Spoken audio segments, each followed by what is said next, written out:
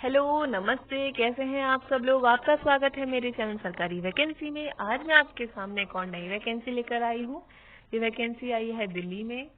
ये वैकेंसी निकली है supreme court of India.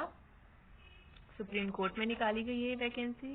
Eligibility criteria हमें 1 जनवरी से पहले फुलफिल होना चाहिए। ठीक है। कोर्ट असिस्टेंट या फिर जूनियर ट्रांसलेटर की वैकेंसी है, ये पोस्ट है। ये level 7 of the pay matrix with initial basic पे इसमें होगा 44,900। ठीक है।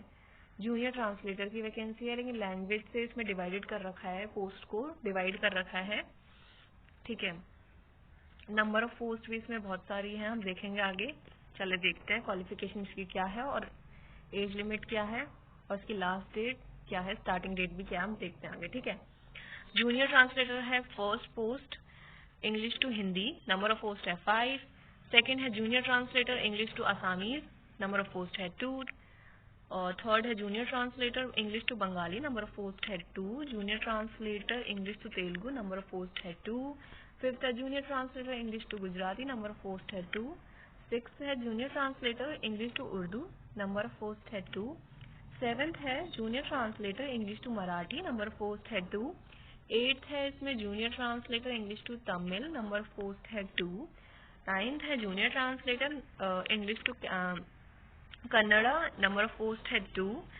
10th है junior translator English to Malayalam, number of post है 2। 11th है junior translator English to Manipur, number of post है 2। 12th है junior translator English to Oriya, number of post है 2।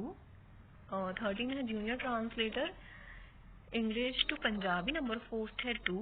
14 है इसमें junior translator English to Nepali 1। ठीक है।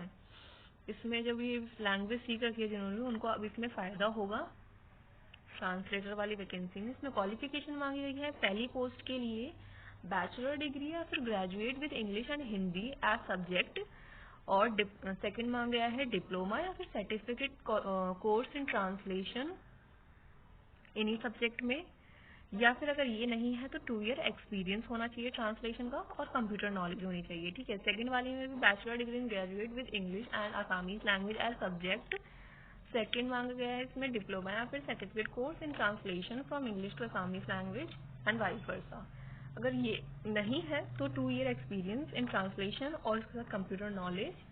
थर्ड वाले में भी मांगा गया है बैचलर डिग्री या फिर graduate with English and Bengali language as subject, और इसके साथ ही डिप्लोमा कोर्स, सर्टिफिकेट कोर्स या diploma in translation from English to Bengali language and vice versa. ठीक है।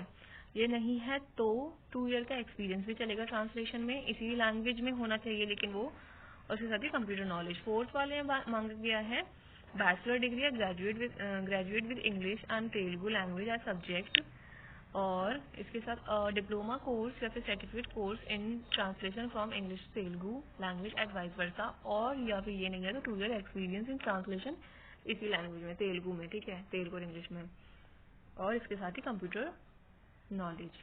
फिफ्थ वाले में मांगा गया है अ बैचलर डिग्री या फिर graduate with English and Gujarati language as subject, और इसके साथ ही डिप्लोमा या certificate course in translation from English to Gujarati language and vice versa. ठीक है। और उसके साथ ही 2 ईयर एक्सपीरियंस।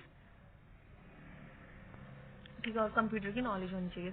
6th वाले में मांगा गया है कोर्ट असिस्टेंट। 6th वाले में मांगा गया है जिसमें इंग्लिश टू उर्दू वाले में है बैचलर डिग्री या फिर graduate with English and Urdu language as subject होने चाहिए विद ग्रेजुएट लेवल पे इंग्लिश और उर्दू।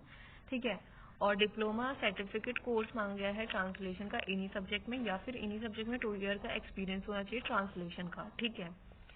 और कंप्यूटर लैंग्वेज 7th में है bachelor degree graduate with English and Marathi language as subjects, और सेकेंड डिप्लोमा कोर्स ट्रांसलेशन का सर्टिफिकेट कोर्स। इसके साथ अगर ये नहीं है तो 2 ईयर का एक्सपीरियंस भी चलेगा इन सब्जेक्ट में ट्रांसलेशन का, और कंप्यूटर की नॉलेज। ठीक है। 8th वाले में है bachelor degree graduate with English and Tamil language as subject, या फिर डिप्लोमा या certificate course in translation from English to Tamil. ठीक है। या फिर ये नहीं है तो एक्सपीरियंस भी चलेगा ट्रांसलेशन का इन्हीं लैंग्वेज में 2 ईयर का, या फिर और उसके साथ ही कंप्यूटर की नॉलेज। उसके साथ ही 9th वाले में मांगा है बैचलर डिग्री और ग्रेजुएट होना चाहिए इंग्लिश और कन्नड़ लैंग्वेज एज सब्जेक्ट। ठीक है। उसके साथ ही सर्टिफिकेट कोर्स होना चाहिए, फिर डिप्लोमा होना चाहिए ट्रांसलेशन का इन सब्जेक्ट में, और फिर 2 ईयर का एक्सपीरियंस होना चाहिए ट्रांसलेशन का। ठीक है। कंप्यूटर कोर्स सब में मांगा गया है, नॉलेज मांगी गई है। मतलब ये इसमें क्वालिफिकेशन ये है कि बैचलर डिग्री होनी चाहिए, ग्रेजुएट होने चाहिए, जिसमें ये पोस्ट में मांगी गई है कौन सी लैंग्वेज से रिलेटेड। इंग्लिश तो सब में ही है। इंग्लिश के साथ जो पोस्ट दे रखी है, जैसे मणिपुर दे रखी है, उर्दू दे रखी है, उससे रिलेटेड हमें ग्रेजुएट लेवल पे सब्जेक्ट होने चाहिए, और उस सब्जेक्ट से रिलेटेड ही ट्रांसलेशन का हमें कोर्स होना चाहिए, सर्टिफिकेट कोर्स या डिप्लोमा या फिर एक्सपीरियंस भी चलेगा 2 साल का, और उसके साथ ही कंप्यूटर के नॉलेज। ठीक है। जैसे नेपाली है इसमें, तो नेपाली होनी चाहिए ग्रेजुएट लेवल पे। एज लिमिट में इसमें दी गई है 18 से 27। रिजर्व वालों के लिए कुछ छूट दे रखी है। ठीक है।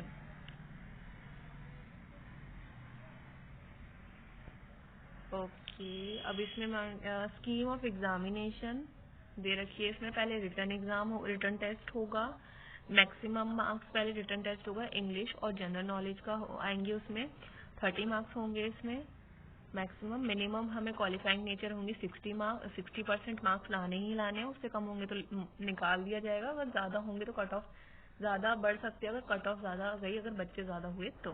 ठीक है। Translation from English to vernacular language of state 60 marks होंगे मैक्सिमम, 60% क्वालिफाइंग नेचर है। ठीक है।